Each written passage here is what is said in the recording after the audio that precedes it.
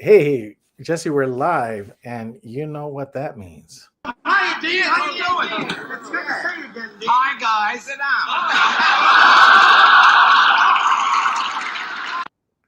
You know, I like we don't have an ending video. The ending video should be like, like remember Austin Powers? Did this video make you horny? We just have an intro, no outro. Today's topic is, and we're totally unprepared. Is this the Archduke Ferdinand moment? And the reason I say that is because as Jehovah's Witnesses, remember, maybe some of the newer Jehovah's Witnesses, they don't talk about this that much, but if you used to go to the meetings anytime in the 80s, even before, right? Even the 90s and before, that Archduke Ferdinand was just rammed. Jesse, I'm the only kid in junior high who knew who Archduke Ferdinand was. And that's because of the Jehovah's Witness. They were telling us that once they killed this guy, right, it was all of the different nations had their different treaties and alliances. And it was the first domino that fell. And then one country went to war with this country, and everybody retaliated. And then you have World War One. So there's a lot of different things that are similar in history. But as Jehovah's Witnesses, we used to refer to this as the Archduke Ferdinand. In American history, they use the word "the shot heard around the world." That's when you. So what we're saying is, when you look at the protesters, the guy in Mexican flag on the side, is the riots the Archduke Ferdinand moment, and then what you saw in Iran and Israel, and then what Gerald Celente always says: when all else fails, they take you to war. And then we'll talk about it a little bit later.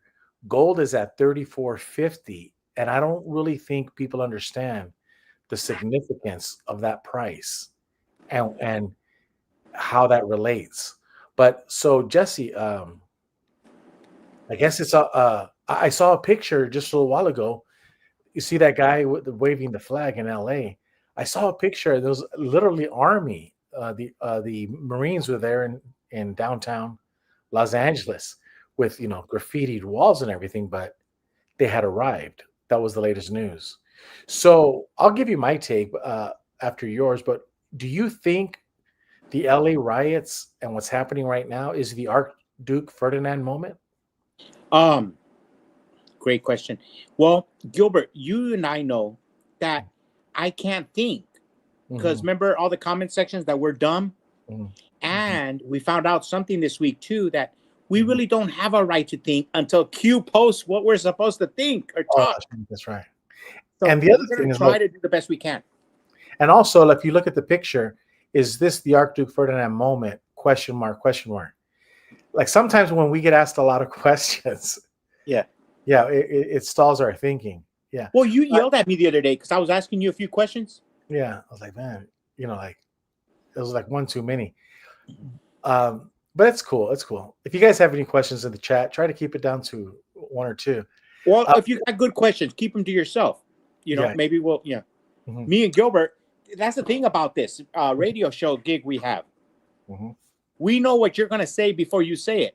That's right. So I think, yes, I think that this LA riots, the Mexican flag there, it's for all the marbles. And one of the reasons I say that, Jesse, is because if you look like, the Bible even talks about how men will not even be able to have they can't come to any agreement. And we're seeing that right now where United States senators are on the floor acting like petulant children, yelling and screaming at each other. And usually that was reserved just for certain members of the House, and they would try to keep a decorum. But we're in a situation in the world where everyone's yelling and no one's listening. There was a report on InfoWars where a guy, A guy pulls out like a semi-automatic weapon, starts shooting at a teenager for road rage. I mean, this thing is getting blown out of proportion. And when you look at the Gerald Celente, when all else fails, they take you to war. So there's more to this. Like this guy right there with the Mexican flag, he's a useful idiot. Mexico is not going to own LA. He's being used to bring in a cover revolution. So go ahead, Jesse. What are your thoughts? Well, I haven't read it on Q, so I'm going to try the best I can because I know we're not supposed to. Q's know it all, and so the authority, yeah, the authority. But anyways, we're going to try to throw our opinion, and none of this has been researched. Everything's just what's coming out of our brain. But I think the great communist American leftist singer, he said, Bruce Springsteen, he said, you can't start a fire without a spark. This gun's for hire. Wow. I think that song's pretty good, huh? You can't start a fire without this gun's for hire. Even if you're just dancing in the dark, they're dancing in the street, they're dancing everywhere. But I think that is true. What's happening in Los Angeles is the catalyst to what's going to happen. So it started and I think history will show if the communists and the Democrats are trying to start a socialist revolution in America, what's happening in Los Angeles can be compared to an Archduke Fernidad moment. They're trying to convert that in the United States and hit what did I hear? 45 major metropolitan areas. Yeah, I know Phoenix is pretty. They're getting up there, and you know what? They have different waves. And some of the things we're discovering is that they're communist paid agitators. So you'll have different crowds at 7 o'clock, 8 o'clock, 9 o'clock, and the NGOs bring in different people. So they'll bring in certain soldiers at a certain time of the night to break heads, start fires and stuff. There's different NGOs. And you know what? I was looking around, Gilbert, and I tried to talk to ChatGPT and Grok about it because a lot of the people sponsoring this money, it's all connected. And you and I can't see it with our own eyes, but it's connected somehow. And somehow artificial intelligence can connect the money. But I talked to ChatGPT and Grok and see if Watchtower was involved because they're a big NGO. And I cannot find any financial record of the Jehovah's Witnesses being involved in the NGOs on this revolution. But now that you brought up the Jehovah's Witnesses, I'll just go ahead and pull this up and then delete it off my screen. I hate typing in jw.org on my computer. Right. But there's the Jehovah's Witness website, how to be a good dad. And then how should we view older people? Will we ever feel safe and secure? What is God like? This is the website as we speak. So let's just look at this real quick. So we're looking at the picture of the Archduke Ferdinand. The Jehovah's Witnesses have been preaching Archduke Ferdinand for decades. And now you have something like the complete collapse of the US dollar, and there's a bombing of Iran, who there was a newspaper, I think it came out today, somebody was showing like a newspaper article back in the 1980s, Jesse, a newspaper article in the 80s saying how Israel is stating that any day now, Iran's going to get a nuclear weapon. This is dated in the 80s. I got to find that article. In the 80s, they were saying that. They've been playing the same record for 30, 40 years. Think about that. For 40 years, they've been playing that same broken record. And now they're at war. The United States dollar is officially dead because gold's at 34.50. And let me just tell you what that means, just real quick. When Nixon took the United States off the gold standard, it was at 35. So like 100%, when you do 100%, it's 100. We'll take out the 1 and you add 2 zeros, right? 00. You add those 2 zeros to $35. That puts you at 3,500. Everyone all over YouTube is telling you that it's already lost 99.95% of its value. Gold is at 34.50. When it hits 35, it's a symbolic number that the dollar is worthless. So what does that mean? All I'm saying is that being raised as a Jehovah's Witness, and they were cramming this down our throat, the Archduke Ferdinand, all of the stars seem to be aligning. You have a communist revolution taking place. You have governors, you have a whole bunch of governors, mayors who are defending that type of behavior that you see on the screen. And they don't see a problem with these people burning cars and putting Mexican flags as if it's their like they've conquered Los Angeles. Then you see what's happening in Iran. And then, the thing with Russia, where there's no peace, man. He's going balls to the wall. The peace talk is over. He's using this opportunity to say, hey, we're just going to take the whole damn Ukraine. So what I'm trying to say is that all of the planets are aligning. All of the stars are aligning. And Watchtower, where's Watchtower? The one that always taught us about the Archduke Ferdinand. If there ever was an Archduke Ferdinand moment in our lifetime, this is it. Mm-hmm. Go ahead. Wow, that was a great rant. Great question. Where is the Watchtower? Where is the Jehovah's Witnesses? They're like Barack Obama. They're leading from behind. I know everybody thinks I'm joking, but I'm not. These are cowards. They want to, Dinesh D'Souza talks about it, about these cowards that they say, you know what? There's a war effort and I want to be part of the war effort. So I'm going to contribute some of my money and I'm going to volunteer my brother-in-law and my cousin. But they won't pick up arms, but they'll throw everybody else in harm's way. That's what Jehovah's Witnesses. That's Barack Obama. That's a lot of these communists. And you know what the difference, if you study, everybody talks about the Bolshevik Revolution of 1917 versus the White Russians. And if you really study it, I come up with a couple of dynamics that kind of make me think very positive terms about how the United States, the patriots, and the nationalists, people who love the nation of the United States, how is it that we will overcome? And you really can't compare it to the Bolshevik Revolution of 1917 because in the sense, if you go to Russia in 1917, it was in disarray like today. Mm-hmm. But the Bolsheviks did not have a strong national identity. They did not have a rallying point. They didn't have they had a charismatic figure. They don't have it today. For example, they have Maxine Waters. They have all these petulant homosexuals and transgendered people. They have blue-haired people. Some of their leaders are even dying of old age in the Supreme Court and in the Congress. Here in Arizona, our representative, he was a communist, hardcore Grijalva. He died. There's going to be a special election. So you have very weak communist leaders.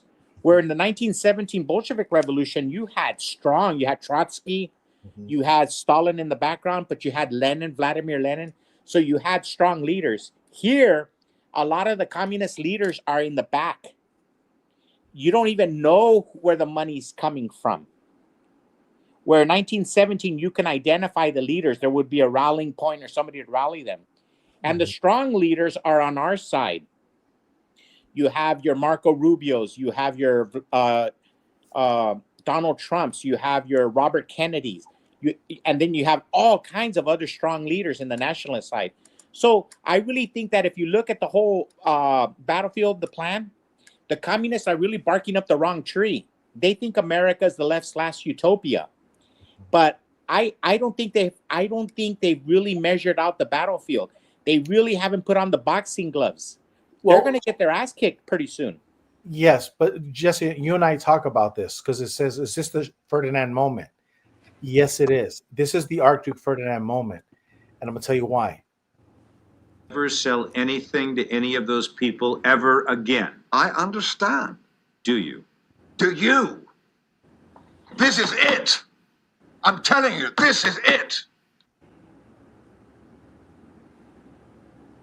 This is it, Jesse. And this is the reason why. Well, before I go on to tell you why this is it, and these people are so damn stupid that their official website is not telling you this is it. What's happening, and just going to what you're saying, all of those old communist, Democrat, pink-haired, sexually confused politicians, they've been wanting a sexual revolution. They've been wanting a communist revolution all of their lives, and they're all dying. Just look at me when I'm talking to you. No, look at me when I'm talking to you. No, just kidding. So they're all dying, Jesse, of old age. Hillary Clinton. There's a video, I think Bill Clinton, like we never seen Bill Clinton as an old man, but I guess the videos are coming out.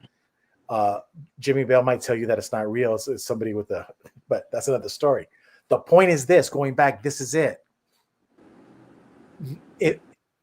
Nancy Pelosi and company like them, they're like, if we don't do it now, when are we going to do it?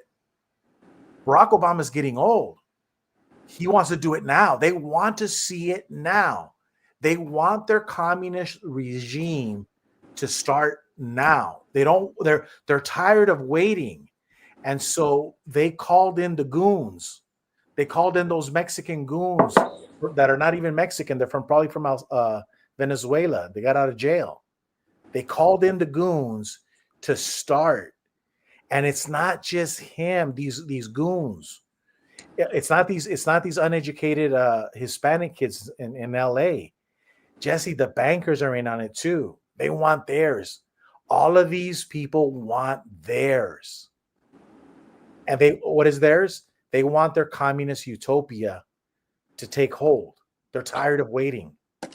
But if you see some of the dynamics in history, you mentioned the bankers. When you see the train carrying Vladimir Lenin from exile in Switzerland back to Russia in 1917,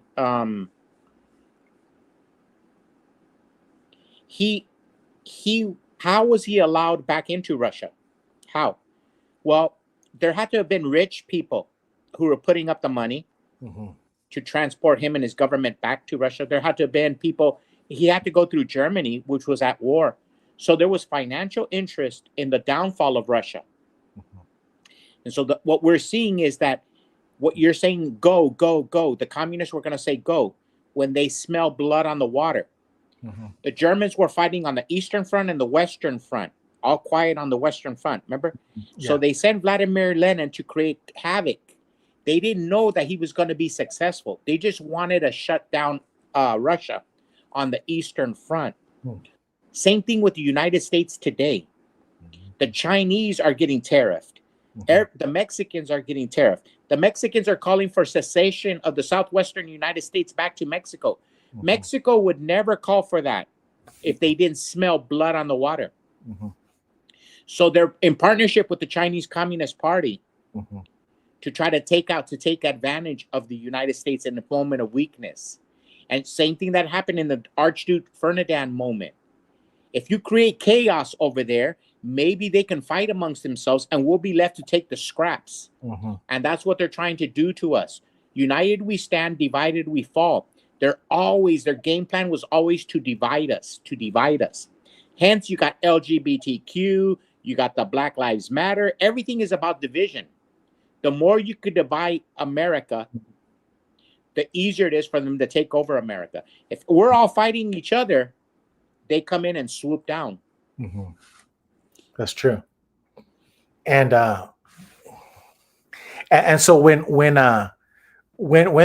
the communists took over Russia, what happened to their monetary system? It was destroyed. Well, let's talk about money. Let's talk about finances, because I know that's your bread and butter, and you probably know more about it than I do. This is what I understood about the ruble when I was a kid. They always taught us that it was a communist utopia, and they didn't need money. And when we were learning about the Soviet Union in school, because there was still a Soviet Union when we were in school, They were teaching us that it was a classless society. They didn't have money. They didn't have entrepreneurs. They didn't have capitalists. So they didn't need money. But that's a lie, because they still had the ruble. And when they had to buy copper, when they had to buy gold or silver or wheat in the United States, they still needed money. So they still had to access the dollar. So no matter what the communists say, you still need money. It is a lie. It is a lie of human proportion to think that you can live without money. Correct. No, I understand that. But what I'm saying is that system was destroyed. Their money system. Yes, because they thought that they could build a system without money. They're not going to need it. Everybody's going to be equal. You'll need nothing. You'll own nothing. It's the same. Everything the globalists are saying is the same thing the Soviet Union taught them at the beginning, at its inception. You'll own nothing. You'll all live in communist. Yeah. But you know what? There's I heard this. I think it was on Alex Jones. Some guy came in, and he was talking about the Tsar's gold, the money that they had in Russia. Correct. Nicholas, but first, Nicholas. So that money went into hiding, and in all of those years of the Soviets, that money was always in hiding. And so, because that's what people do, is that they when bad money comes in, people get the good money and they hide it. So, like, I'll give you an example. In 1963, everybody had real money. It was called silver quarters. Well, 62, and when 64 came, they started putting copper. It was all copper. So what happened to all the 63 quarters? They all disappeared. Everything disappeared. So whenever you bring in a corrupt system, all of the real money disappears. And so all I'm saying, like, the only thing I was saying is that going back to the Archduke Ferdinand moment, all of these things are coincidences. It's not a coincidence that this LA riots are happening, this King things are happening, and in my belief, the Israelis finally, after 40 years of telling everybody that Iran's going to get a nuke, then they start bombing. These are not coincidences. This is it. The communist guard in America are old, and they want to see it happen in their lifetime. Hillary Clinton, Barack Obama are not content in letting their children bring in the communist revolution. They want to see it in their lifetime. So I do believe we're in an Arch Ferdinand moment. Does that mean Jesus is returning and all that other stuff? No. But to answer that question, the funniest joke I've ever heard was Bob Hope when he said, the good news is that Jesus is returning. The bad news is he's really pissed off. And everybody I tell that joke loves it, but I guess you didn't like it. But the point is, I do believe we're living in an Archduke Ferdinand moment, and shame on Watchtower. And you saw the website. I showed it to you. They are completely out of the picture. Well, Gilbert, when you study the wealth of nations, what is the wealth of nations? And you keep referring to money. And you have a different vision than I have of it. We're two worlds apart. Same destiny, but two different roads leading to the same point. Because I never visioned the wealth of nations as gold or silver or copper or money, rubles or dollars. I always thought that the wealth of nations was spiritual. In this sense, let's take the United States, what's happening right now. Why are there jobs coming back to the United States? And we could translate to jobs into dollars and cents and copper and silver. And we use that as analogy. Gold is coming back to the United States. So Dearborn, Michigan gets a new Chevy plant, a new Ford plant, which translates into dollars, US dollars. And it leaves Mexico, or it leaves China, or it leaves Peru or Chile. Why did it come back to the United States? And the answer is spiritual in nature. It's spiritual. You always say that money follows what? Freedom? Money always goes where it's treated best. Exactly. And freedom treats the dollar good. So here we're putting in place a place where business can thrive in the United States by cutting taxes and building up the infrastructure, building up electricity, and we're starting to see jobs coming back. And so naturally, in the wealth of nations, what does that mean? A lot of times when we have supply side economics and arguing, debating, they think that life is a lump sum game. Like Rand Paul and Donald Trump, we see them fighting right now.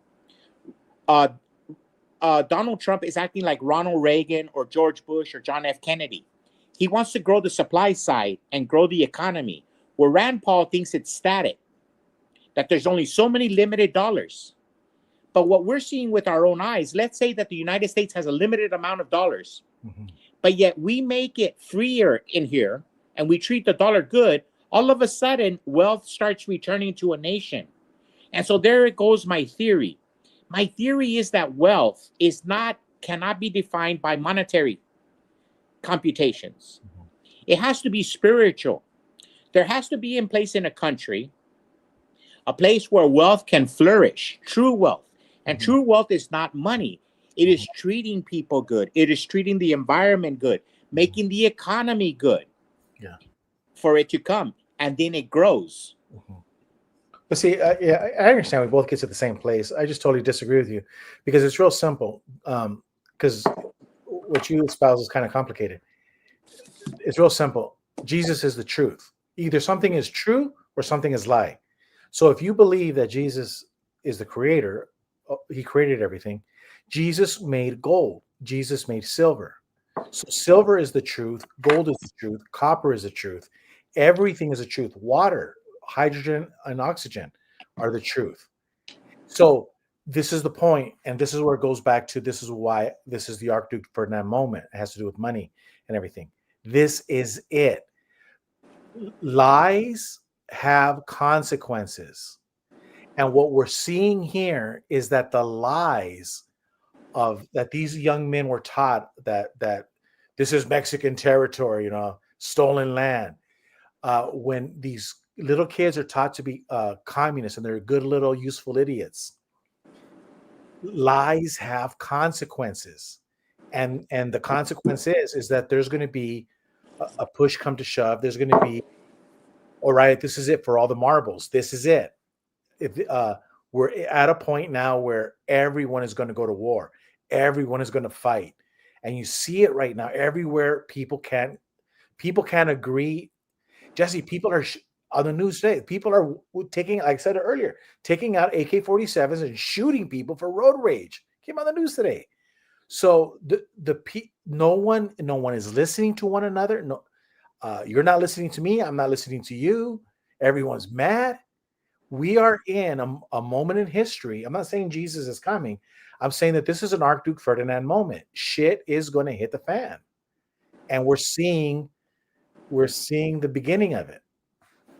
And that's all I'm saying about money. Money is just the truth. Gold and silver is just an example of Jesus's creation. It's the truth. And he gave us the truth, and he gave us a thing called numbers here on earth. And we use these things as a gauge and say, oh shit, look, we're in for a bruising. We're cruising for a bruising. Shit's gonna hit the fan. That's what I'm saying. So it has nothing to do with the money on the spiritual side. It's money is telling you the shit's gonna hit the fan. Yeah, it makes sense, but I disagree with you. Look, money is a fruit, like a tree. A tree gives off fruit. And money could be good money or it could be bad money. For example, look at the fruit of Judas Iscariot or Benedict Arnold. It was money, but it wasn't good money. It was bad money. It was used to betray and to bring back. But there's good money. What I'm saying is when you get money from the truth, like you said, Jesus is the truth. When you build your money, your fruit is going to be good.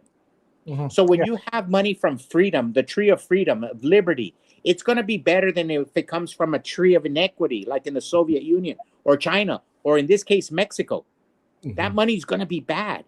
People are going to naturally want to migrate to the American dollar. What I'm saying is we are on the side of righteousness. America is the right country. Money is flowing back to it. No, I understand. And the other countries are very jealous. But look, I agree with JW Suicides. Money is an exchange of energy, but even then, if that money is bad, it's an exchange of bad energy. And what I'm saying is that all of the indications show that lies have consequences, and you're seeing the consequences on the left and the right, and that's what the riots are. And I'm telling you, this is it. Correct. And Gilbert, if you dig deeper, Mhm. that guy right there, he was probably a paid insurrectionist. Mhm. So money, Bad money, was being used right there. And then you had the photographer, you had the background. It was all staged. It was paid for. Mhm. And then they took it to somebody who could produce it and publish it. Mhm. And then the media ran with it. Mhm. It was all money. That guy right there could have been Judas Iscariot for all we know, or Benedict Arnold. Mhm. And that's what I'm saying. So that exchange of energy, in this case, it's negative energy. And one of the beautiful things that, like we learn in the Bible, is that God allowed, and he put it in law with Moses, every 50 years there was a reset. It was a monetary reset, because he knew that the humans were always going to screw things up. I'm telling you, man, this is a reset of resets. This is the Archduke Ferdinand moment. And what's happening, and I don't know what's going to happen tomorrow, Saturday, but there's going to be an attempt. I know Missouri said no, Florida said no, but there's going to be a lot of places where they're going to try to instigate an Archduke Ferdinand moment. And the reason why I think this is it, and I'll say it again, I sound like a broken record, is that these old effers, these old Fs, communists like Obama and Hillary Clinton types, they want to see it happen before they die. And this is a Jehovah's, ex-Jehovah's Witness channel. Where are the religious leaders? Religion has failed you, because they don't talk about this. They don't prepare you for what's coming, and they set you up for a possible death. True. In the Los Angeles wildfires, there was dead timber laying on the ground, and it fueled, or certain trees that were planted, like eucalyptus, and they got the eucalyptus oil, which were natural fuel enhancers to that fire. Those are the Jehovah's Witnesses and types of people like that, because they did nothing to better the environment. They did nothing to lift the patriarchy, to lift up the patriotism in a country. They did nothing to clean up the environment that was going to be kindling on the floor. Let me help you. Let me explain to you why. Let me help you understand why. Because these types of people, and I make no apology for this. They're called Democrats. And if you're a Democrat, I'm sorry if I hurt your feelings, but you Democrats are like Jehovah's Witnesses. In Europe, they don't have those forest fires. Why? Because they did what Jesse says. So along comes true conservatives, true people that want to conserve the environment.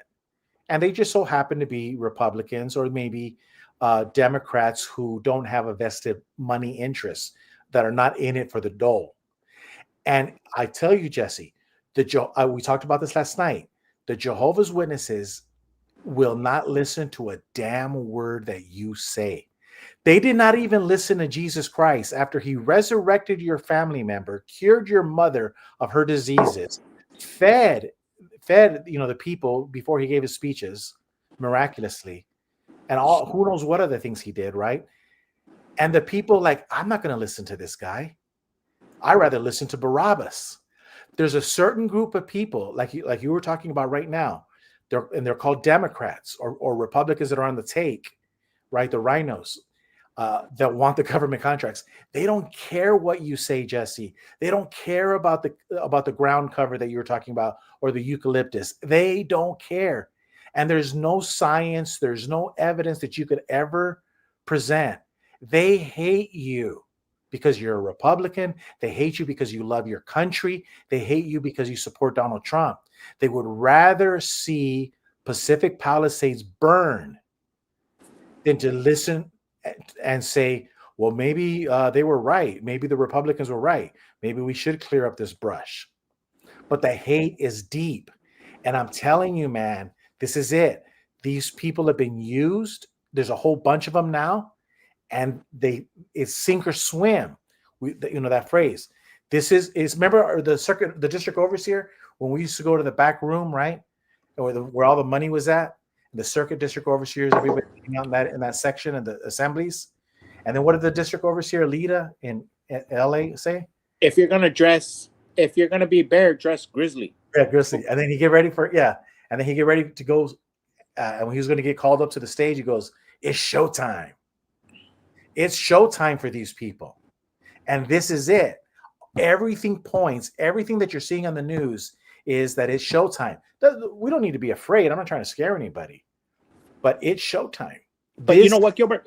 I always see life different. I always see the other side of the coin. I don't think it's showtime for them. Mm-hmm. What does Shakespeare said? All the world's a stage. Mm-hmm. I think the showtime is for you and I, the patriots. Mm-hmm. I think the showtime is for you and I, the Christians. We already know what Mike Brooks said. There's no Jesus. Mm-hmm. Okay, go reap your harvest. This is your harvest of no Jesus. What I'm saying is that this is showtime for us, the Americans. This is showtime for us, the Christians. Let's say you're an 80-year-old person, 80-year-old mom, a grandma, great-grandma, who has nothing but her house. You live alone. And you love your country. You love Betsy Ross. You love Franklin. Maybe you voted for Franklin Delano Roosevelt. I don't know. But you love your country. You love Kennedy. What can that 80-year-old woman do to advance the cause of freedom? Could she host a constitutional coffee with some of her neighbor friends? Mm-hmm. Can she host a podcast? Can she call into a podcast? This is the time where Christians, this is the time that makes men. It's like in the wreck of the Edmund Fitzgerald. It's been nice to know you, boys. This is it, like you're saying. This is what we were born to do, to shine. This is when we talk about the greatness of our country, the uniqueness of our country. Never sell anything to any of those people ever again. I understand. Do you? Do you? This is it. I'm telling you, this is it. It is perhaps one of the greatest scenes in cinematic history. And that applies to everybody. So when I'm saying this is it, I mean, this is it for everybody. It's not just... The communists hate us as Americans. They hate us as Christians. We understand that. Mm-hmm. But remember in that scripture when we were Jehovah's Witnesses, they said that in the end times that the love would leave the majority. And I always wondered, what does that mean in scripture? Does that mean that 49.99% of us will still love Jesus? Mm-hmm. If that's the case, I'll still take my chances with Jesus. Mm-hmm. If I only got 49. I look at that differently. The reason Jesus hasn't returned is that the great majority of us are, are good people. Jesus loves us. Like today, I was looking at the news. I think it was Channel 12 out of Phoenix, and I was watching how they were talking about what's going to happen. Mm-hmm. And I wrote down in the comment section that, wow, this looks like a great infomercial for communists. Mm-hmm. The reporters were talking like these people that are going to protest and burn their cities are virgins, lily white virgins that are going to go out in a picnic. Mm-hmm. Now, if it were to have been Christians gathering or Republicans, they would have said, those nasty white supremacists. They would have prefaced it with every sort of description of Nazism towards white people. But so the news media, they blow it out of proportion. So maybe these protesters, they're not the majority in the United States. And here's the dangerous thing. It's dangerous to be out there because let's say there are some people who are not chemically or mentally balanced, and they just start shooting people for the color of their skin. They endanger everybody. And these immigrants that are coming, they're illegal aliens, they've endangered every immigrant in the United States. Every law-abiding immigrant has now been endangered. Remember, you always put that video, thank you for your comment. You've just made everybody 10% stupider for having to listen. Those Mexicans waving the flag made America 10% stupider. They've endangered the lives of every person in this country. If you go to Phoenix, you go to Sacramento, you're going to see a bunch of Mexican politicians, Spanish politicians. You're going to see Padilla, Ortega, Grijalva, Gonzalez. All these fucking communists have Spanish last names. What I'm saying is these protesters have put a target on every Hispanic person. For example, you could be a Puerto Rican. You think a crazy, mentally imbalanced person knows the difference between a Puerto Rican and a Mexican? These protesters have endangered every Hispanic in the planet. Do you think the blacks are going to like the Mexicans, the Spanish, Hispanic? Do you think the whites are going to look at us favorably? Do you think the Chinese are going to look at Hispanic favorably? They're going to hate us for a generation because of these stupid protesters. They've endangered everybody. You could have a family, a Hispanic family, who's been here 150 years in Arizona, before Arizona was a state. They have no Mexican blood. They had Spanish blood. They were here before the United States was Mexico. They were here when it was Spain.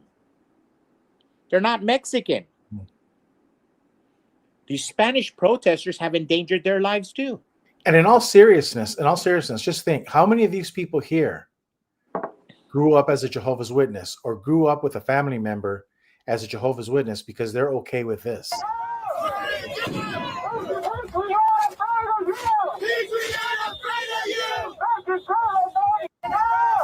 So we know personally, Jesse and I, ex-Jehovah's Witnesses or parents of Jehovah's Witnesses, they grew up a Jehovah's Witness, and they're these types of people. They hate the American flag. And this comes from the Gateway Pundit article that just came out, where Politico article is about Democrats and the American flag is a perfect example how the media carries water for the left. They're trying to distance themselves from these images. The Democrats are trying to, but no. And listen, in the war against the American flag, what was the first organization that went to war with the American flag? It wasn't the Soviet Union. It was the Jehovah's Witnesses. They went all the way to the Supreme Court fighting the flag. The Jehovah hates America. Jehovah has always hated America. Jehovah has a hard-on for the United Nations. And Kat's right, because they want to divide us, like we said earlier, called chaos. Hispanics, Mexican Americans, other Hispanics from South America came here legally, want to have no part of this. Every article that you see people talk about this, everybody who came in legally does want nothing to do with this. These are paid protesters, and this is part of the revolution that they want to do now. They're tired of waiting. Kind of like a girl when she's kind of tired of waiting for the guy to show up. Yeah. Like, look, Marciano gets it. Yeah. Do you want to take a little break or no? I have something funny. No, go ahead. Okay. And then we'll go back. Gilbert, wait. Answer my question, what I said about the 80. Can you expand on that? I don't want it to be lost. About the 80-year-old person, what does she have to offer? She can't go into the battlefield. She can't debate anybody. So she can hold a constitution class, a constitution coffee. What I'm saying is this has to be inclusive from the little baby all the way to the oldest grandma. We're the party that doesn't abort the babies. We're the party that doesn't commit suicide. We're the party that doesn't do fentanyl. We're the party that doesn't do we have closed borders. We're the party we're the party that doesn't get mad when 200-year-old Social Security recipients get off the rolls. Exactly. Yeah. We're the party that found the $1 million bribery scam that just broke today with USAID. We're that party. And to Elon Musk's credit, sometimes people they lose their cool because they want justice now. But at the end of the day, Elon Musk, he wants to see the end of fraud. But there's a group of people that hate him because he's uncovering fraud. Exactly. And we're like men of yesterday. We're the men of yesterday, the party of the men. If your old lady gets knocked up, it's probably us. We're like Kennedy, So watch out, because we're men. Oh yeah, I have a. That was a joke, Gilbert. Yeah, I thought I have a. Yeah, we're men. Yeah. Oh my gosh, we're men. Look what Cat P said. Cat B. She's right here. Mm-hmm. Gilbert, this is so true. Look, I was talking to somebody in my industry. Listen to this, because you talk about economics, but I talk about work and stuff. In my industry, it's being savage. We got new refrigerant, new laws, new environmental laws, new technology, inverter technology. In the old days, it was just 240 volts, 120 volts. You turn on a switch and the air conditioner turned off. Those days are over. A lot of the old people are dying. A lot of the old AC techs are retiring, getting out of the business, and it's being run by younger guys. And the air conditioners get more expensive. California is calling for higher emissions, so they're getting more complicated. Research and development is driving the cost of heat pumps up. So and customers are becoming more demanding. So technicians that have been in the industry 20, 30, 40, 50 years, they're retiring, getting out of it. And it's being run by younger and younger and younger, like the Garth Brooks song, Younger Bronx. And they're getting tougher and tougher. And so what's going to happen? Well, I could see the day where the cartels run the business. I could see the day where the mafia runs the business. And people say, Jesse, how can you say that? Well, traditionally in America, contractors and middle-class middlemen used to do contracting. Now you see heat pumps coming in from China. Now you see them coming in from Mexico. Well, pretty soon the laborers are going to be coming in from China and from Mexico. Right now, it's just the heat pumps. But you're going to start to see the American middle class being dwindled. We see it all the time.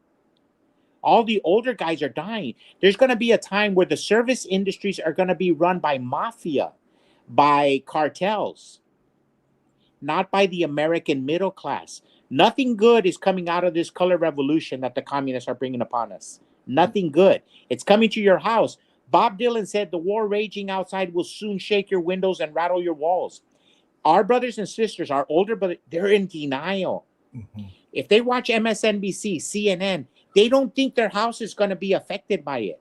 Listen, I talked to an older gentleman today. And he's an older gentleman. And he asked me about my sister-in-law because she's a state house representative.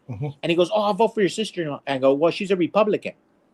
And she goes, the Republicans, they're trying to take us away. And he started bad-mouthing. This gentleman thinks the Republicans killed Emmett Till in his head. He thinks and he talked to me about Emmett Till. The Democrats lynched Emmett Till in the South. It wasn't the Republicans. But these people have been lied to by the nightly news for decade after decade after decade. The Republicans are going to rape you. They're going to kill grandma. They're racist. They're Nazis. There's a generation of Social Security recipients who really believe the Republicans are going to burn them. I swear to God, I've seen it with my own eyes. A lot of elderly people think the Republicans are going to lynch them. So that brings me to this point, and kind of towards the end of the video. What's the whole purpose of this video? What we're trying to say? There's two groups of people we're going to focus on. One is the news media. CBS News publishes article pushing No King protest merchandise for sale on Amazon and other sites. So we have a news agency that is pushing people, your grandma, to support this No King's protest. So the news media is the enemy of the people. They're your enemy. And this is the other enemy. I'm going to show you the other enemy. So we have one enemy that is actually instigating you to hate your country, to fight, to partner with these insurrectionists that are burning the streets of LA.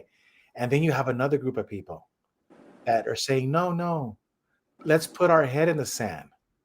Let's put our head in the sand. Let's wait on Jehovah. Let's wait on Jehovah and he'll fix Los Angeles. Jehovah's kingdom will fix Los Angeles. Oh, we're smiling. Oh, what beautiful pictures. And so it's very important. This is it. It's very important who you listen to. And if you listen to the mainstream media and you listen to religion, organized religion, no, they're going to take you down a road, not a good road, a very bad road. And he brings out a good point. Rutherford hated America so much that they put his ass in prison in 1918 for sedition. Yeah. These people have always hated America because they hate America as founded. Go ahead. Yeah. Let me do a little rant about America as Go ahead. founded and how it connects to the Jehovah's Witnesses. There's a lot of teaching about separation of church and state. And there's a lot of people that say that you said a word, organized religion. And we're not trying to preach any organized religion, but Christianity is embedded in the rock of America. It was a textbook, the Bible, the textbook for school children. When you and I learned to read Spanish from mom and dad, what was the textbook that she used on our ass? The Bible.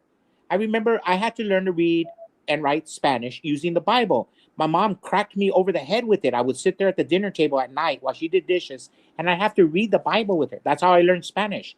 I'm pretty sure that hundreds of years ago, they did the same thing. My mom probably taught me the way her mom taught her.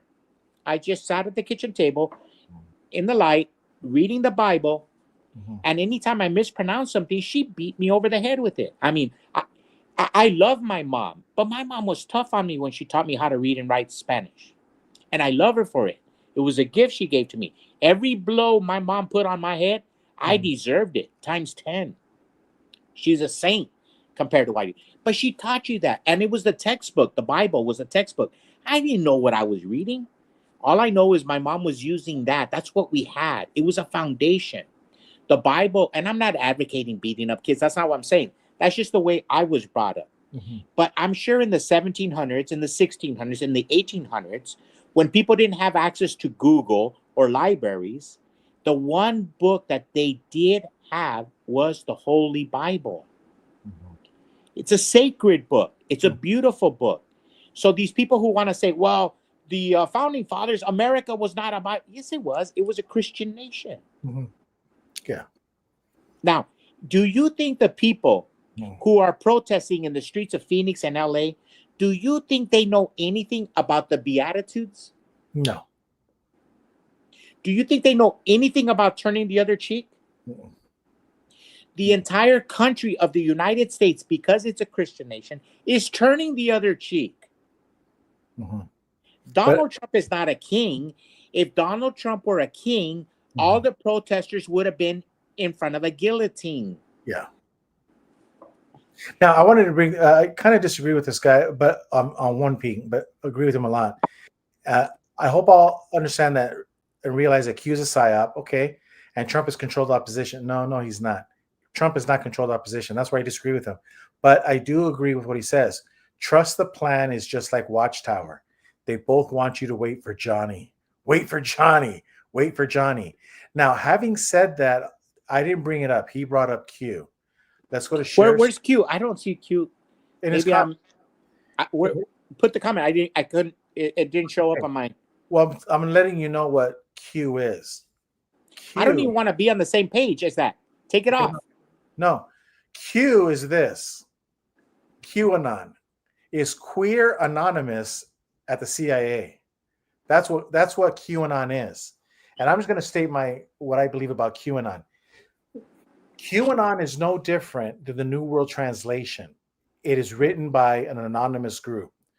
So you mean to tell me that anonymous group working out of Washington, D.C., and they have all of their contacts, all of these anonymous people are going to be giving me information that's truthful and it's going to be, and it's going to be uplifting? No. When Jesus, the night they were going to arrest him, they were looking for him. And he says, who are you looking for? And they told him, it was Jesus of Nazareth. He goes, I am he. Jesus didn't hide. There's never in the scriptures where you see Jesus hiding his identity, but the devil always hides his identity. Now, the reason QAnon is queer anonymous is because there's same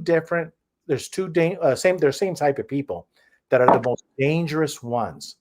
They're the queers that are married to a woman pretending to be a family man with kids, right? But they're really on the down low. And then the other guy is like the Bill Clinton types, where you want to pretend that you're happily married, but you have a harem of women. So every time there's a man, and I'm just referring here to the men, every time you have a man who wants to pretend to be married with kids, white picket fence home in Washington, D.C. suburb, but he's really a queer or a serial adulterer, but they're anonymous. Those are your dangerous people. They will kill you, and they have no gay pride, and they have sex with all of their hoes, the other group, but they'll kill those women before they if they try to rat them, break up their family. Those are the most dangerous men. The men that are saying I'm openly homosexual or I like to sleep around with a lot of women, those men aren't dangerous or as dangerous. No, they're not dangerous. They're not going to hurt you. But the queer anonymous, the adulterous anonymous, those guys are the most dangerous group, and they are just like the New World Translation. They're a bunch of homosexuals in Watchtower who are anonymous, and you have no idea who wrote the Bible. And then the New World Translation comes out, and of all of the names that they could have chose the American Standard Version, the New International Version. They could have chosen all kinds of names similar to that, but they chose the New World Translation. And then in Matthew 24, Watchtower's Bible says, when will the new system of things, Matthew 24:3, when will the new system of things be? What? The new system of things back in 1945. So the New World Translation, now we know where it came from. They're telling you who wrote it. They're telling you who the source is. It's from the New World. Now, here's the thing. So I mentioned that. So going back to QAnon, why isn't it called T-Anon, Truth Anonymous? Because truth is never anonymous. Why isn't it Justice Anonymous? Because justice is never anonymous. J Anonymous. Why do they not put America Anonymous, AA Anonymous? No. They chose Queer Anonymous. Q stands for queer. They're anonymously gay faggots in Washington, D.C., who pretend to be married, to happily married, but they're the most disgusting homosexuals on the back end. And the same thing with women. There are a bunch of men who are philanderers, abuse young girls and adult women in Jeffrey Epstein's island. Now, they may not have homosexual tendencies, but they sure do like raping women. And Jeffrey Epstein and the story we know about that is why I get my belief. So it's those two types of men that hide their sexual secrets, and they want to present themselves like the angel of light. They want to present themselves like married men with kids in a nice picket fence, government worker. No, we know who you are. I have no respect for QAnon. I never will. And I have no respect for anybody who wants to be anonymous, but wants to be a leader of a resistance. Who's the leader of a resistance and is anonymous? No. I once read a story going to what you said about archaeologists were saying that the sin of Sodom and Gomorrah was not homosexuality, that we're seeing the story wrong. It's not homosexuality. Is that in ancient times, hospitality was the most important thing, especially between travelers. And the city of Sodom had become inhospitable. And they used sex as violence or control. So what you're saying, and let me make it clear, the problem is not homosexuality. No. It's they're anonymous. It's they're masking who they really are, and they shield their face of who they really are. Like an angel of light. They want to pretend to be good men and women, not even women, just good men. But they have that same characteristic. They're evil in their sexual activities on the down low. And they want to pretend. Even Patrick Beck-David talked about that those are the most dangerous people, the ones that want to give you the illusion of being a just person, married, right, whatever. But man, they're dirty on the back end sexually. And not like one or two affairs. They are very like sexual addicts on the back end. And those are the people, and that's the distinction. Again, A guy who comes out and just says he's a homosexual or whatever, a guy that likes to be with women, those guys aren't going to hurt you. They're not serial psychopaths. I'm talking about serial psychopaths who use sexuality for power. It's like homosexuality has always been around since the beginning of time. Mm-hmm. But when we politicize homosexuality, oh my gosh, you get a gay mafia. Mm-hmm. These guys. But homosexuality has always been around. There's been men who've fallen in love with men. But now it's a power trip. And then men who are serial rapists will use the homosexuality to put their opponents in check. So they'll use, this is why the Christians always say, openly confess your sin. This is why even the homosexuals say, if you're a homosexual, gay pride, just say who you are. Because when you hide who you are, then they use it against you. And those are the QAnon types, in my opinion. Yeah. So the problem is with secrecy. It's like the Jehovah's Witnesses. When we were elders, we had the secretary box. Yeah. And in there were all the sins of the congregation. In that box, you could open up the envelope and you could see how they did it, all the positions, everything. It was a secrecy. Well, why did they keep it there? It was power. So the knowledge they use for power. And same thing with secrecy, you're saying. That's why she says it used to be that if you hid being gay, you were promoted to high office because they could be manipulated. You can't be manipulated when you just say the truth. Look, none of us get upset that Scott Bessent is gay, right? Are you upset about that? No. Some of the most powerful people in the Trump administration are very respected. Like, for instance, Rick Grinnell. Rick Grinnell is a very respected member of the Trump administration. He's a gay man. Scott Bessent, he's one of the most intelligent people, U.S. Secretary of Treasury. Now, we're not debating homosexuality with these men. No, they're put in a high position of authority because they're open about who they are, but they're not using their sexuality for promotion. Correct. Now, hey, listen. I want before we end, I want to also show you this, and this has to do with Scott Bessent and Elon Musk. And what I said, there's no way in hell that the president of the United States, Donald Trump, is going to say, you know what, let's come up with a plan, Elon. You tell everybody that I'm a pedophile, and I'll go ahead and let this gay guy beat you up. No, that'll never happen.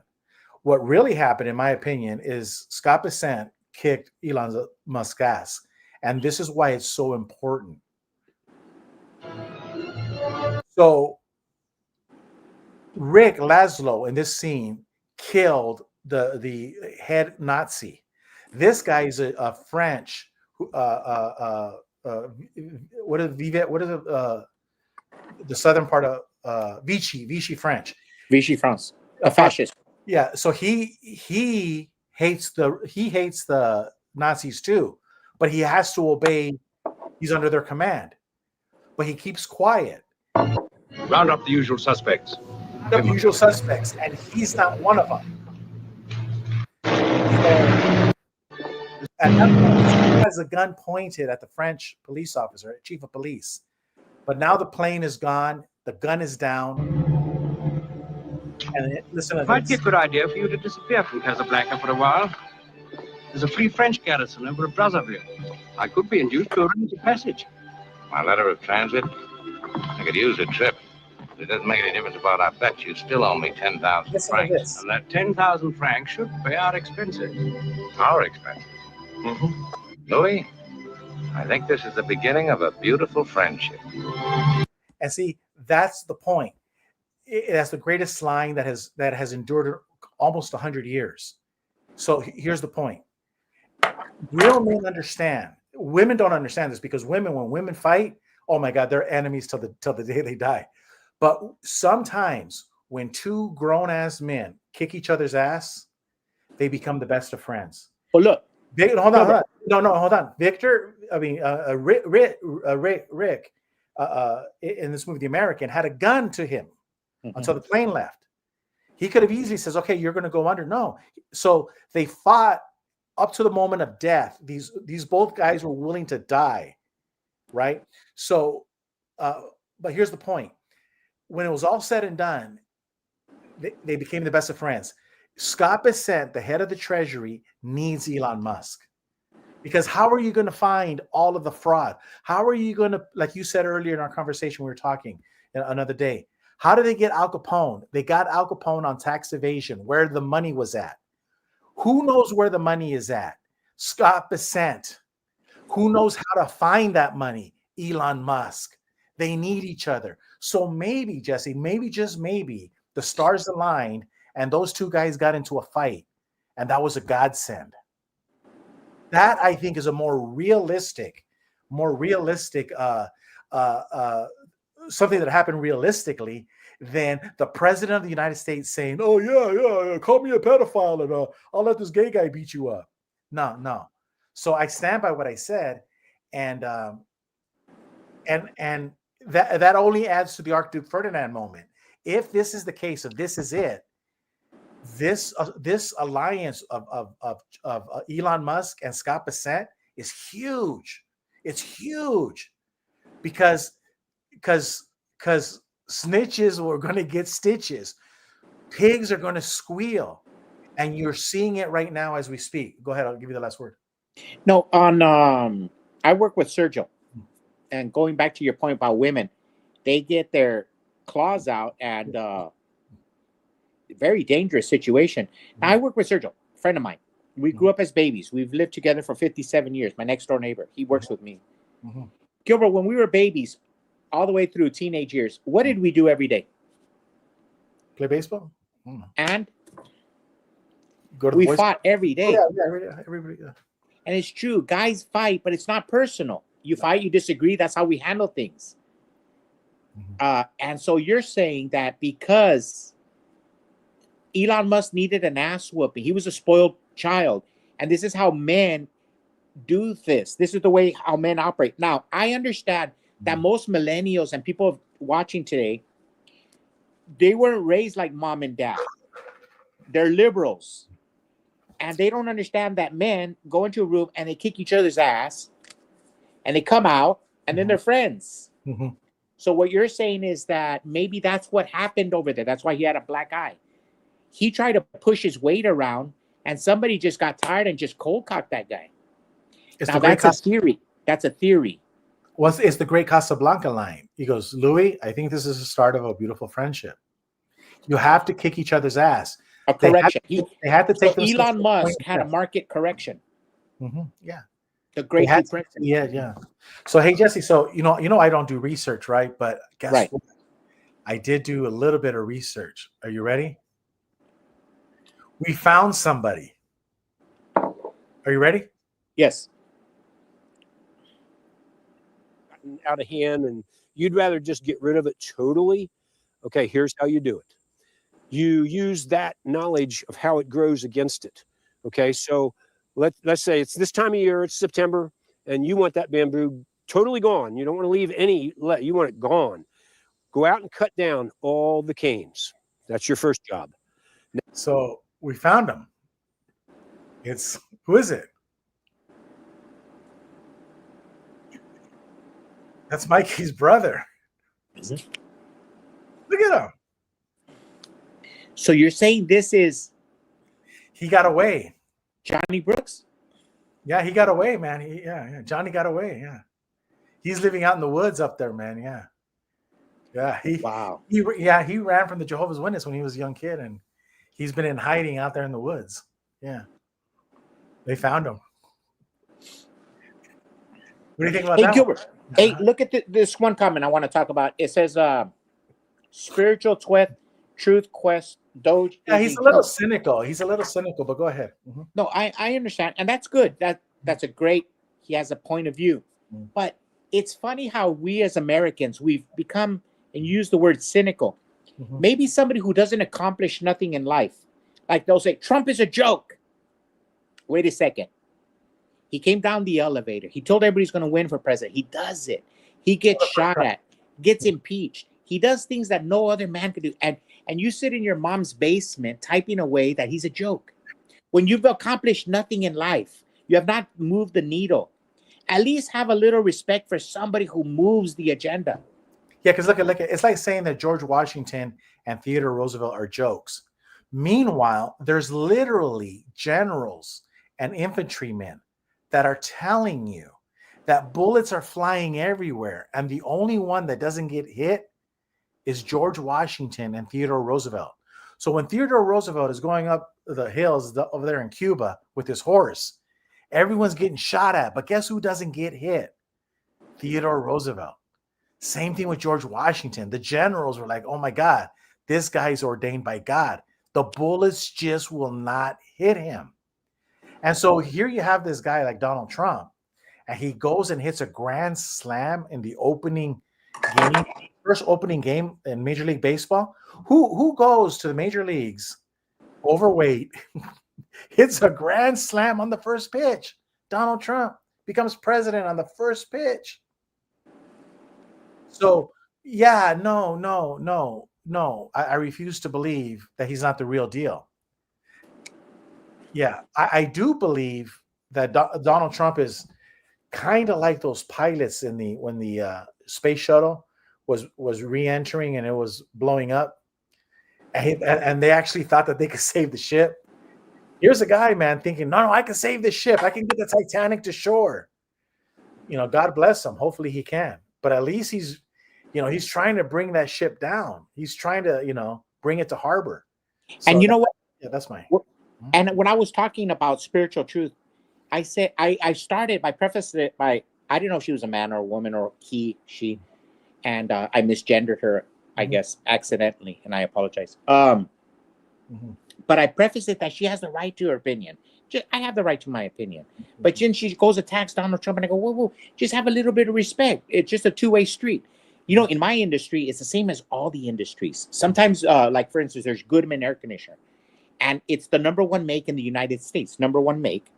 So they pop them out for new construction, and they're sometimes they say that they're inexpensively built. So sometimes AC techs will go, oh, this is a cheap unit, it's a piece of garbage. And then, like, I'm in the field talking to a technician, I go, hey, why don't you have a little bit of respect? They're built in Houston, Texas. Maybe the parts, they don't even say made in the United States. They say assembled in the United States. And I tell the tech, hey, they're the number one make in the United States. I don't install them. You don't install them. But have a little respect, man. They're building a multi-billion-dollar plant over here in Houston, popping them out. They're all over the United States. They're sold everywhere. How dare you say that you're just an AC tech? You're not a manufacturer. Have a little respect. And this is where the facts. He says he's a puppet. He goes, I'm not attacking, stating facts. No. And let me tell you why. The cynicism. He's wrong on this one. Let me tell you why. Because if he was picked, then why is it that it's almost at zero illegal border crossing? You see, somebody who was picked, that's a fact. The numbers don't lie. Now there's 20 million here illegally, but everyone knows you can't come across the border illegally no more. They're going to get you. So how is it that happens? Because if he was selected, that wouldn't be the case. So no, that argument is just a cynical argument. So that's why you understand the difference between, and this is why, like, it's easy to be a cynic when you don't show your face. But when you show your face, like I've always shown my face as ex-Jehovah's Witness, you can't be a cynic. You got to give people their due. But you know what? And that's the beauty of the United States of America. A person can be cynical, and we respect it, like Spiritual Truth Quest.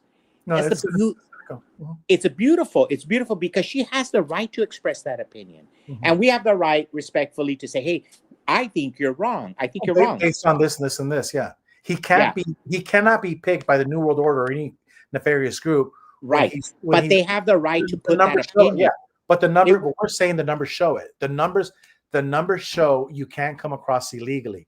Donald Trump single-handedly on day one stopped illegal immigration coming in. So, but a person could disagree, and that's right. And a lot of times the liberals and the communists say, "Well, we'll have to agree to disagree." No, we're right and you're wrong. Yeah, this is the GG for GB channel. Yeah. So, what do you think? Is this the Archduke Fernidad moment? And I think it is, and the lesson is, if you listen to Watchtower or if you listen to the mainstream media, you're really putting your life in danger, in jeopardy. And a lot of people lived through World War One. Our parents and grandparents lived through World War Two. Our dad as a baby, right? A lot of people lived through it, and nobody dies, right? But in catastrophic times, if you listen to the 501c3, and if you listen church, and if you listen to the mainstream media, it's not good. It's not. That's the takeaway I'm trying to say. That this is it. This is a monumental moment in American history. This is for the ages. This will be written about for hundreds of years in American history. And stay away from organized religion. As far as listening to them, trust your brothers and sisters. Trust your gut feeling, right? Trust your own instincts, and stay away from the mainstream media. They will send you to a protest and say that everyone's going to be peaceful. Yeah, it's real dangerous. Listen, when you're in a battle, when I was a little kid, I remember we used to watch June 6, 1944 movies in school about the greatest day, the longest day. And I knew at any time a soldier can get killed in battle, at any time. And that's the neat thing about these protests. Everybody has to know we're living in a dangerous world. We're living in a dangerous world. And this, if you're a Jehovah's Witness, for example, ex-apostate, and you show up at a protest, and you're not spiritually savvy to what's going on around you, it could be a very dangerous place. I told you about everything is political, like hurricanes. Do you remember when Hurricane Andrew hit the Carolinas? Bill Clinton was president, and nobody said a word about Bill Clinton. It devastated the eastern seaboard, Hurricane Andrew. It was terrible. Not a word. Everybody made love to Bill Clinton. People were destroyed. But when Hurricane Katrina came into Houston, everybody wanted to destroy George Bush. So the weather became political. Now the weather is political. Global warming, climate change, this is a political war we're going through, a spiritual war. It's very dangerous. Sometimes if you just show up, you could get blamed. It's real dangerous to even go there. Correct. Now, this spiritual truth quest, we're closer than you. We're closer to the mark, the center, the target, than you think. But on this one, you're wrong. Let me tell you why. I'm not a liberal. I'm not part of either side, because both sides are being scammed and inside a cult, red versus blue, no matter who cult. No, and let me tell you why. Because since the beginning of time, there's always been people who've been on the right side of history and on the wrong side. Jesus identified this. He says he identified them into three different groups: hot, cold, and lukewarm. So I side with Jesus, not you. That there are people who are lukewarm, have their head in the sand. We showed you that today in this video, jw.org. jw.org has their head in the sand. They're lukewarm. And there's people like you see on the left and right of those with the Mexican flag. There are people who are cold. They hate their country. They hate their brothers. They hate the Constitution. They hate history. They hate everything.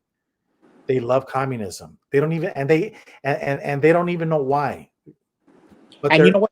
Hold on. And the last group are the ones that are hot, the ones that are hot for justice, that are hot for truth. So no, you're wrong. No, there always has been hot, cold, and lukewarm, and that comes from Jesus Christ. So no, I don't agree with that. And to say that people like Marco Rubio, people like Elon Musk, people like Donald Trump, they're all part of the same. No. And by their fruits, you'll see who they are. But yes, there are people, and we all agree, Jesse and I and others, that they're under the same umbrella, like Lindsey Graham and Donald Trump. And we're all scratching our head and saying, hey, hold on a minute.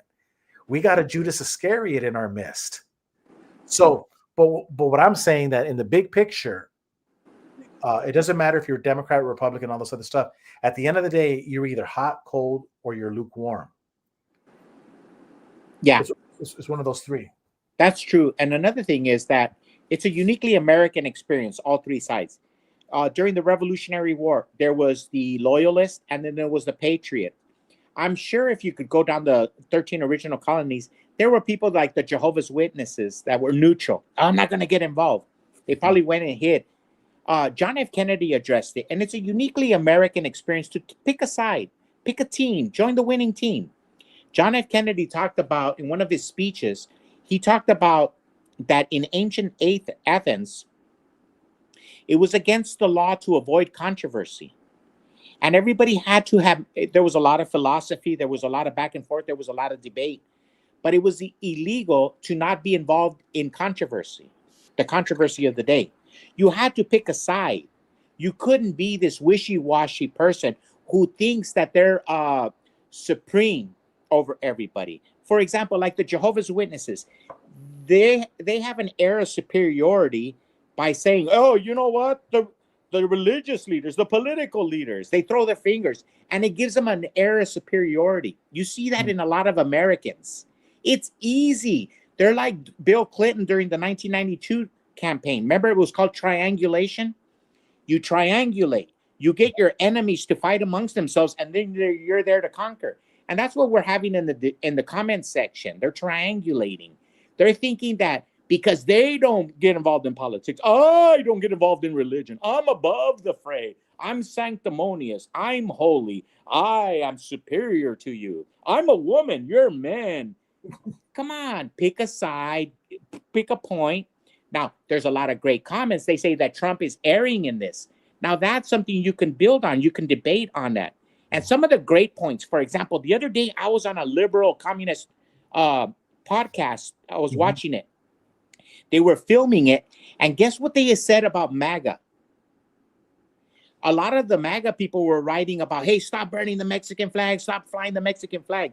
And there was a liberal there who said, you know what, you hypocrites? Why don't you quit flying the MAGA flag? And I wrote to them, wow, that was a freaking great comment. And I gave the liberal communist his props. I go, you know what? You are right. You are right. I disagree with you on everything. But on that point you made, it was a very intelligent. These people are over here flying the MAGA flag, and they're mad about the Mexican flag. Yeah, you should be flying one flag, and one flag only. Now, you mentioned earlier about picking a side. So in that scene, that same scene, I'm telling you, some of the greatest writing was in that movie. I appreciate it. Welcome extra fight. This time I know our side will win. Yeah, and then also earlier he says, you know what, Rick? He goes, you're a man who's trying to convince himself of something he doesn't believe, because he was trying to be a Jehovah's Witness. Rick was trying to be like, oh, you know, like you said, I'm above everybody. I don't, you know, participate. And he told him, yeah, you don't believe it, but you're trying to convince yourself. But in the very end, he goes, welcome back to the fight. I know this time our side will win. And so that's what you were talking about. You have to pick a side. And lukewarmness isn't a side. That's the jw.org. Go to jw.org. Talk about lukewarm. Iran and Tehran and Tel Aviv are being bombarded. Innocent people are dying. And go to jw.org, and guess what they're saying? Stupid ass articles. Not even one paragraph long. Just, I mean, it's insignificant. Yeah. Level. A kindergarten. Yeah. It could be made to sleep the Jehovah's Witnesses, brainwashing, because they're brain dead. And so they're bringing up these articles that nobody's listening, and they lull people to sleep. Hey, Gilbert, here's another thing about debate and research. Everything I was saying about the Andrew and everything, I was going by memory. And Clooney. And you have to be able to accept when you're wrong. And she corrected me in real time. She fact-checked me. And that was great because I was wrong. If you go to Clooney's comment, she's correcting me. She goes, Andrew was 92. The election was in 92. Papa Bush was president. Homestead in Dade County, Florida got scrapped off. So she corrected me. I was wrong. And that's the debate. You go, you know what? You're wrong about this subject. And you have to be man enough to accept it. Hey, you're wrong. Thank you for correcting it. But my memory doesn't serve me right. But in 93, 94, I remember the hurricanes afterwards. When Bill Clinton was president, I would say, wow, any natural disaster, when it's a Republican, The reporters will move heaven and earth to blame the environment on a Republican president, but they'll sit and make sweet, horny, wet kiss love to Bill Clinton. And I just found that interesting back then. And I was young. Yeah. Now on Clooney, I don't disagree with you. I just take a different light. Bush looked at his watch in the middle of the debate. I remember that. Governor Clinton, Perot. Bush looked bored. Yeah, she was right. Yeah. Okay, I understand that, but that's not that. To me, that's not the big issue. The big issue is who the hell does the mainstream media think they are to set the agenda? And you see, they were trying to set the agenda. And the problem with Bush is that he didn't fight back. This is why Donald Trump's a lot smarter. If you say anything bad about him, like, or you're looking at your watch or whatever, Donald Trump's going to punch you back because he knows that they're not really saying it because they believe it. The mainstream media is always looking to tear people down. That's why Saturday Night Live is always making fun of the Republican presidential candidates, because if they can make fun of you, they can destroy you. Or if, say, for example, you're Hillary Clinton and they can make fun of your political opponent, well, you could beat them, right? So they understand that. So the problem for me, Clooney, on that was that George Bush Sr. should have fought back and should have flipped off the mainstream media and says, I'm president, I'm going to set the agenda. And that's what Donald Trump does. And that's what a lot of people don't understand. And they hate him for that. They hate him because he's a man's man. And we love him because he's saying, no, I'm going to set the agenda. I'm the president. Kiss my ass. You are low-life media scum that lies all the time. And what you're trying to do is you're trying to set a narrative that's always not true. You're a dishonest group of people, and the media is the enemy of the people. They are. Just go to CNN right now. Go to Yahoo News. It's just, and then go to any alternative website, any Tom, Dick, and Harry on YouTube, and compare. There is no comparison. The media is out to destroy people. And so that's my issue with Clooney. I look at it from that angle. And George Bush, the father, when he looked bored, right? But I think he also looked weak because you don't let people punch you without punching back. And that's what Donald Trump and a lot of the Republicans now, Sarah Palin, before that, they all know that the media is out there to kill them. They know that. They'll do journalistic warfare against any Republican that gets a little bit haughty. That's why we think the Democrat Party is a cult. They march in lockstep. They vote in lockstep. In the Republican Party, we're like cats. We all fight amongst each other. We can't be rustled. All the Republicans, we hate each other. And we debate. Then we vote. And then we fight. You go to a Republican Party, everybody hates everybody. Because everybody has a difference of opinion. It's like in the comment section, everything we were saying about is it a King Fernidad moment? No, they start attacking you if you say one thing wrong. They can't just say, hey, you know what? You're wrong on this point. Take it easy, Men debate things. They throw things out there for consumption. It's the arena of ideas. You don't have to go to the jugular over Hurricane Andrew. Mm-hmm. That's funny. You know what? And right now we're talking about that. What I just said about the liars that they are. A liberal talking point is born. Did you know unhinged Senator Alex Padilla is a very mild-mannered man? So here, oh my God.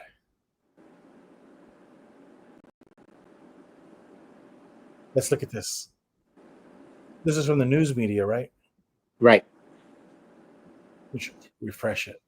And anyone that knows Alex Padilla knows one thing about Alex Padilla. He's one of the most mild-mannered, decent people you'll meet. I know Alex Padilla to be among the most mild-mannered of colleagues. And Jamie is right. He is very mild-mannered. He's not the type of person who would necessarily do this. People who may not be familiar with Senator Padilla, he is one of the most mild-mannered, nerdy, soft-spoken. Who thinks of him as anything other than a reasonable, mild-mannered senator. And anyone that knows Alex. And there it is, man. The media is always trying to look at that face, Gilbert. Look at that face. I was going to show you that face. Did you know that's a spirit? Look at that face and look at those eyes. A physical man sees a physical person, but can you see the spirit on this guy? It's of contempt. It's of hate for the country. He speaks Spanish. Now, you and I are of Mexican American descent, so we sat at dinner table with Mexican Americans who hate the country. I've seen those eyes, and they talk about the gringo que robaron nuestra tierra. They hate America. So we try to tell white people, the white people don't want to listen. They think that everybody loves America. They think a person burning a flag, he's just exercising his First Amendment right. They're like what Bob Dylan was singing to them. The war outside raging will soon shake your windows and rattle your walls because the times they are a-changing. But a lot of people don't want to believe. They think every immigrant is pure as the wind-driven snow. So check this out. Hates you. Yeah. So check this out. Look at what JW Suicide says, and I brought this up, but Ruby needed permission to see if what I was saying was true. So did you see what she says? It's great when they all use the same words. It happens all the time. Let me show you one. So this is the No Kings webpage. And on June 14th, tomorrow, they're going to rise up. Phoenix, I guess, is a capital here. So catch up with the No Calls, about No Kings. Oh, man, they took it down. Let me see. Oh, man. They had a place where you could log in. Oh, they changed it. And what it was, there it is. It was the toolkit. Let me see. Okay, let me go back because I had to click the other one. Look at here it is. No Kings. Toolkit. So where have you heard the toolkit before? Has anybody ever talked about a toolkit? The governing body has a toolkit. Man, and you know what? That doesn't mean anything. That doesn't mean anything. No Kings, host, toolkit. But going back to what she says, it's great when they all use the same words. They sound like Jehovah's Witnesses. The Jehovah's Witnesses and the commies all have a toolkit. Do you ever say, Jesse, I have a toolkit when referring to? No. I know you have a toolkit because, you're an AC tech. But a toolkit? I mean, and the video that you just saw a little while ago, and then what JW Suicides is saying? You got any comments on that, Jesse? Well, they could have picked it up like in a college or a university. It's a comment. Just like you're talking about artificial intelligence and Doge, there's connections. No, I think they got it in perhaps when Watchtower attends the gay orgies with all of these people. Well, I have no proof of that, but yeah, me neither. But that would be my hunch. Yeah, if I was writing a movie script, I would, that's how I would present it. Yeah, but go ahead. Okay, Gilbert, we're coming up on an hour and a half. That was pretty good. Man. So, what do you think? Is it going to be safe out there tomorrow? I don't know. So that's it. We didn't do a poll. And my poll should have been, is QAnon really queer anonymous at the CIA? That, right? That was I think it was. And hold on a second. Sent. Here it is. Oh no. And let me just hold on, let me see. Can you hear that, Jessica? No? So let's say it's this time of year, it's September, and you want that bamboo totally gone. You don't want to leave any, you want it gone. Go out and cut down all the canes. That's your first job. Now you got to be real observant and vigilant in the springtime. When they start sending, they're going to, just because you cut them down isn't going to stop anything, okay? In the spring, they're going to send shoots up. What do you think? I don't know. He's too mild mannered. Well, yeah, Everybody who knows, escaped, Mike knows he's mild mannered. Yeah, everyone. Yeah, I know, but he escaped. Yeah, that's the one that escaped. Yeah. All right. I don't know. That should have been the poll of the day. Man, it's already been an hour and a half. Okay. Hey, I want to thank everybody for not asking me a lot of questions. There was some questions, but Jesse, hey, why do you get mad when everybody asks you questions? I don't know. Maybe I get post-traumatic stress disorder. When when the elders had you in the back room asking you a million questions, you get flashbacks. Yeah, so yeah. Like Rambo. You're like Rambo. Yeah. Remember when he was having those flashbacks? Yeah. And you're thinking of an elder throwing a New World Translation at you. Yeah, because they're asking me questions. Yeah, I wanted to know if it was actually pornea or something. And and I'm like, no, I'm not going to bite. I'm not going to bite. Yeah.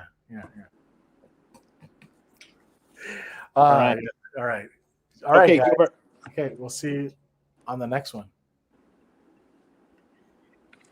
And next time we'll do the poll. Okay, and the stream.